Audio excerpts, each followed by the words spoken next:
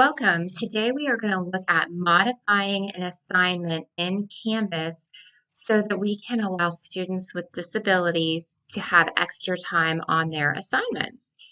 So to begin, we are going to start at our home page and we're going to go over to the left-hand side to our navigation list and select assignments from the list.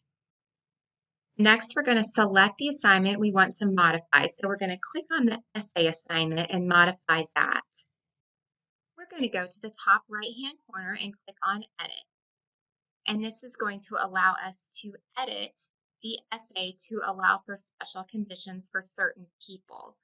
So how we do this in Canvas is first we check and make sure everything is correct to all of the students, which is going to be the demo 2. Then we're going to click on Add. And here we're going to assign this to a single student. So this is going to be Joe Smith.